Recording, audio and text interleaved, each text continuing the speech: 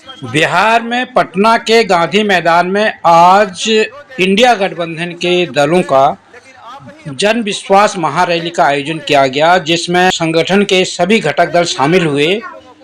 उसमें सब ने अपनी अपनी बातें रखी और उस के जो युवा नेता हैं, बिहार विधानसभा के जो विपक्ष के नेता हैं तेजस्वी यादव ने क्या कहा वो इस वीडियो में दिखाएंगे। अगर आप इस चैनल पर नए हैं तो चैनल को सब्सक्राइब करें और बेल का आइकन भी दबाएं। और अगर आप इस वीडियो को फेसबुक पेज पर देख रहे हैं तो पेज को लाइक करें, वीडियो को ज़्यादा से ज़्यादा शेयर करें। मैं नंदन सिंह बिष्ट, आप देख रहे हैं ईमेल दस्तावेज।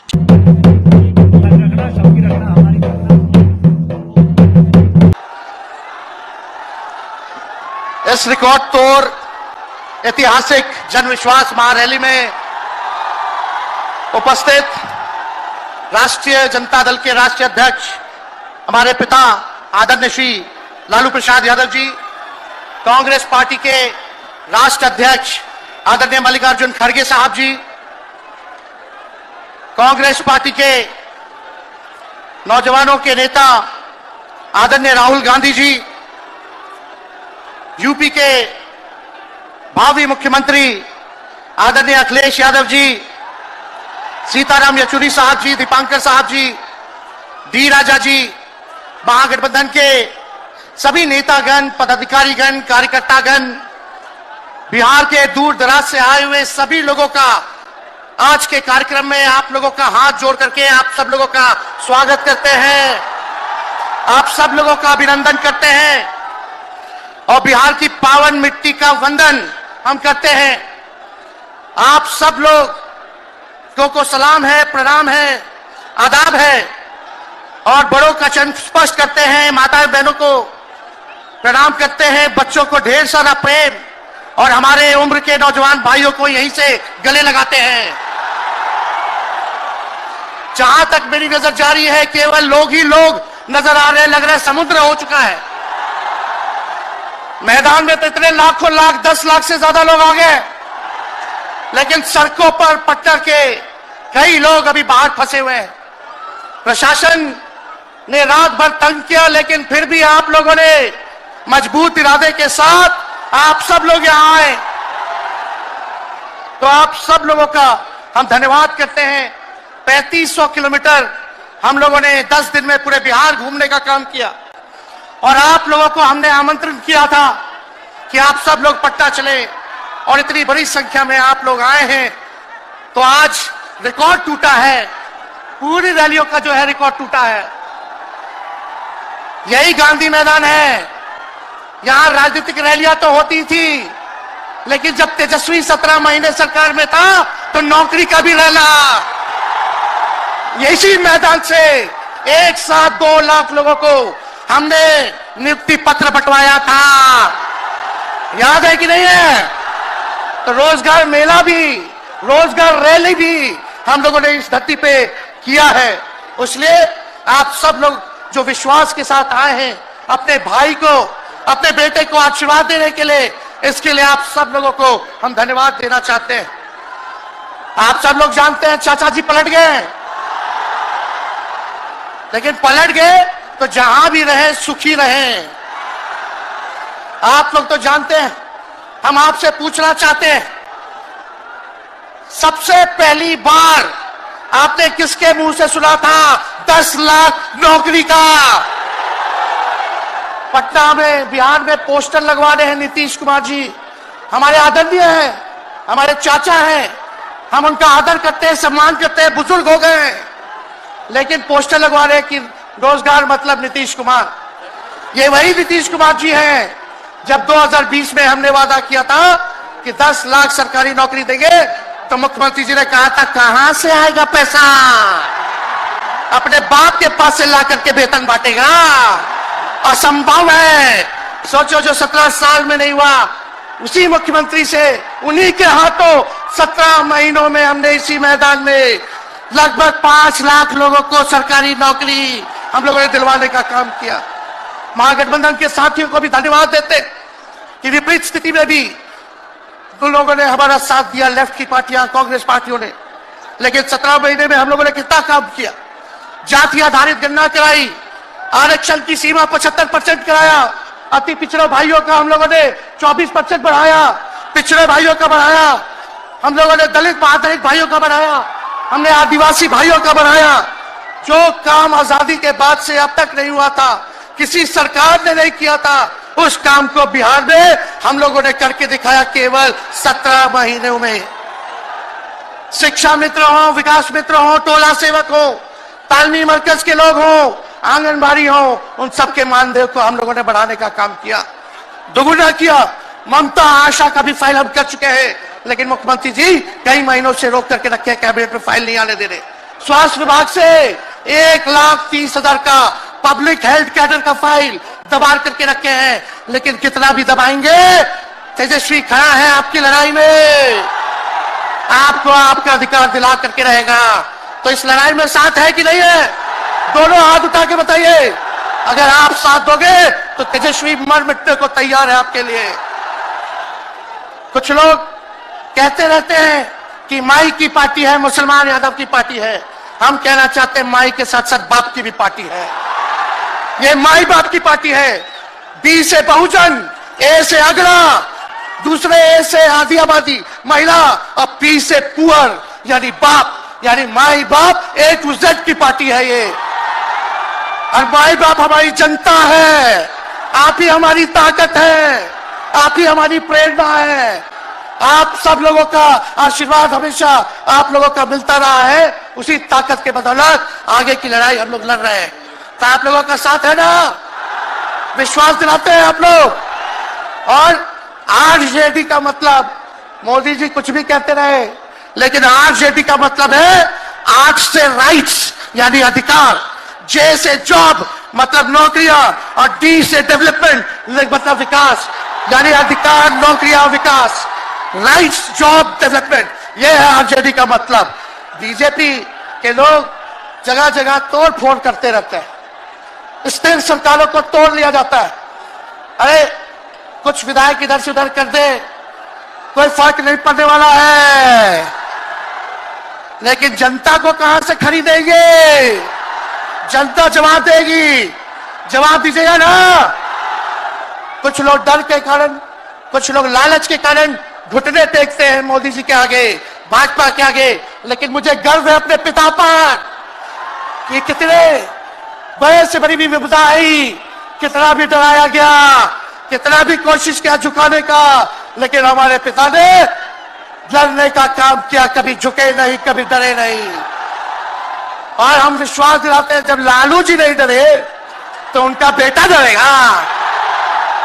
लड़ेंगे आखिरी सांस तक, ये विचारधारा की लड़ाई है, और आप सब लोगों को साथ आना होगा, सभी समाजवादी भाइयों को साथ आना होगा।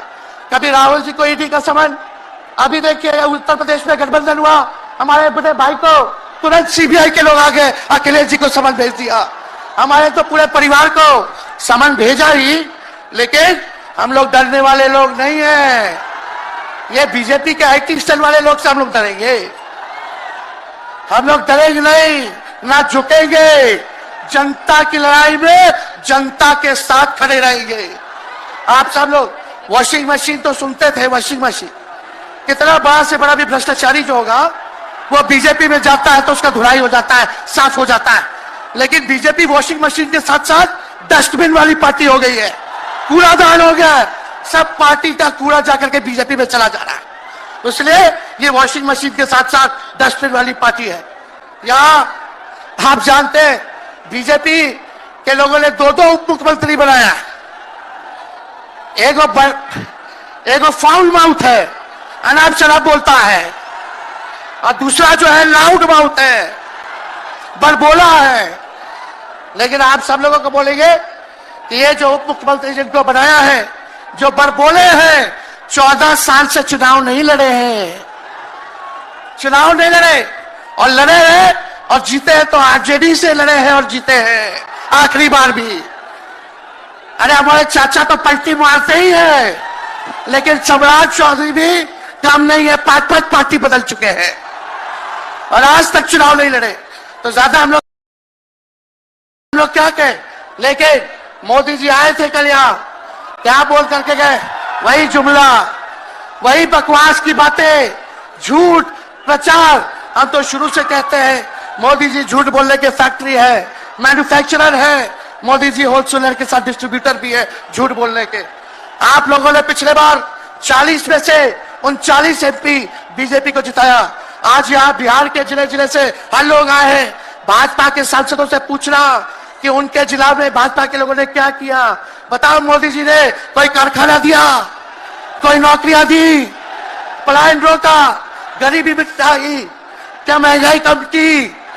कहां से फिर बिहार को विशेष राज्य का दर्जा देना था, वो भी नहीं दे पाए। जरा सवाल कीजिएगा कि आप कहते थे 2-2 करोड़ रोजगार देंगे, 15-15 लाख रुपया खाता में देंगे, क्या हुआ? इसलिए आने वाले समय में आकलन करके आप लोग निर्णय लीजिएगा और वोट देने का काम कीजिएगा। तो आप सब लोगों को यह कहना है कि भाजपा के लोग गोबर को भी गाजर का हलवा देकर के परोस देते हैं। इतना झूठ बोलते हैं ये लोग। बताओ, गोबर को गाजर का हलवा बना करके दे देते हैं, परोस देते हैं। झूठा लोग हैं ये लोग। इसलिए कल आए थे प्रधानमंत्री जी, बोल रहे थे हमारे पिता के बारे में, हमको इनडायरेक्ट बोले कि अपने पिता का नाम क्यों नहीं लेता है, अपने पिता का काम क्यों नहीं गिनाता है।